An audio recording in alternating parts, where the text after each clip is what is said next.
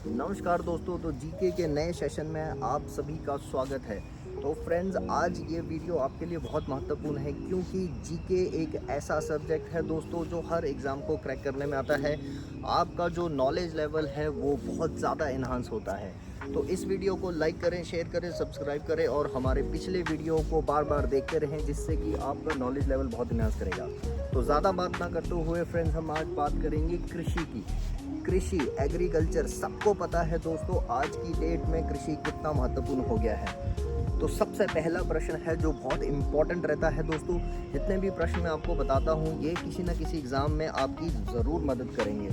किस वेद में कृषि पद्धतियों का वर्णन मिलता है? किस वेद में कृषि पद्धतियों का वर्णन मिलता है दोस्तों? ऋग्वेद, भूलना नहीं, ऋग्वेद में कृषि पद्धतियों का वर्णन मिलता है। विश्व में सब्जी उत्पादन में भारत का कौन सा स्थान है?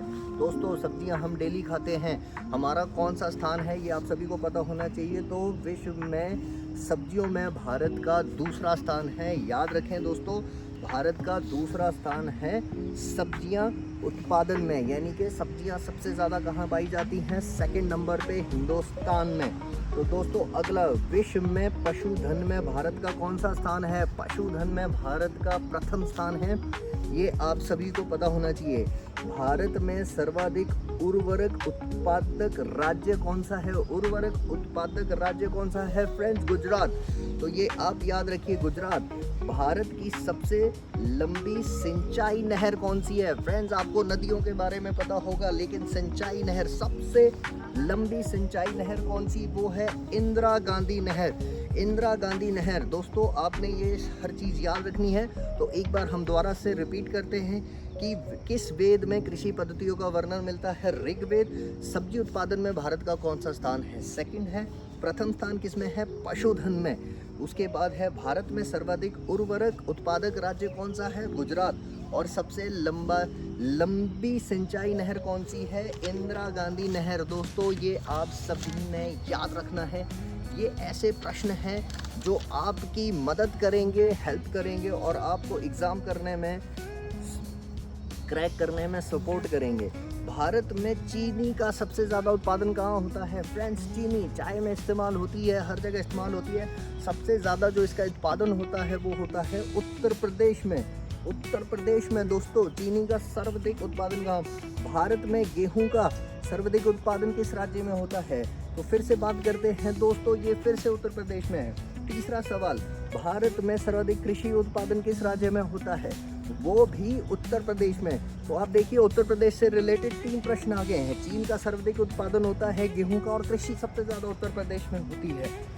भारत की मुख्य खाद्यान्न फसल कौन सी है? दोस्तों, अब आप बताइए, सबसे प्रमुख खाद्यान्न फसल कौन सी है? चावल और धान है दोस्तों, चावल और धान।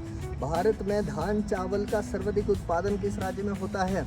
अब आप गैस लगाइए, ना ही उत्तर प्रदेश है ना ही पंजाब है दोस्तों, ये है पश्चिम बंगाल। चावल और धान का सबसे ज़्यादा उत्पादन यहाँ पे होता है।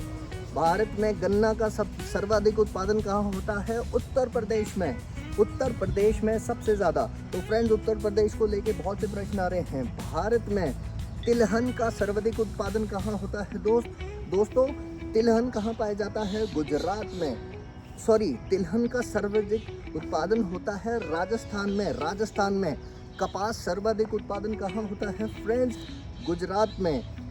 नारियल उत्पादन में भारत का कौन सा स्थान है? द्वितीय स्थान है। सब्जियों में भी द्वितीय स्थान है दोस्तों, और नारियल उत्पादन में भी भारत का विश्व में द्वितीय स्थान है। दोस्तों, कॉफ़ी आप सभी पीते हैं। कॉफ़ी उत्पादन किस राज्य में सबसे ज़्यादा होता है? वो होता है कर्नाटक में। तो कर्नाटक में सबसे ज़्यादा कॉफ़ी का उत्पादन होता है दोस्तों।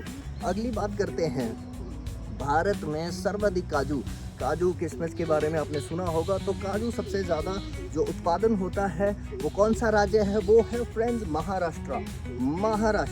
भारत में कुल कृषि भूमि का कितना भाग मानसून पर डिपेंड करता है? 2/3, यानी कि 2/3, यानी कि मानसून के ऊपर कृषि बहुत निर्भर करती है। तो 2/3। दोस्तों, भारत में हरित क्रांति की शुरुआत किस वर्ष हुई थी? ये बहुत इंपॉर्टेंट सवाल है क्योंकि हरित क्रांति के बारे में सबने सुना होगा। तो 1967 और 68 में 68 में इसका शुरुआत हुई थी हरित क्रांति की। तो फ्रेंड्स ये कुछ ऐसे सवाल हैं जो मैं आपको बता रहा हूँ। अब आते हैं चीनी उत्पादन में भारत का विश्व में कौन सा स्थान है। दोस्तों गैस लगाएं, पहला, दूसरा, तीसरा। तो अब हम क्लियर कर देते हैं, पहला स्थान है चीनी उत्पादन में। हरित क्रांति का सबसे अधिक असर किसके उत्पादन पर पड़ा था। दोस्तों हरित क्रांति का जो सबसे ज़्यादा असर पड़ा था वो पड़ा था किस पे, अनाज पे, अनाज पे। और हरित क्रांति कब शुरू हुई थी, 1967 और 68 में। तो फ्रेंड्स वीडियो को लाइक करते रहें और कृषि के बारे में और जानकारी आपको मिलती रहेगी। वीडियो बहुत सारे आएंगे, तो आप सभी ने इसको लाइक करना है, शेयर करना है, सब्सक्राइब करना है। और दोस्तों एग्ज़ाम को क्रैक करना है, यूपीएससी का हो या किसी का भी एग्ज़ाम हो। All the best guys, thank you so much.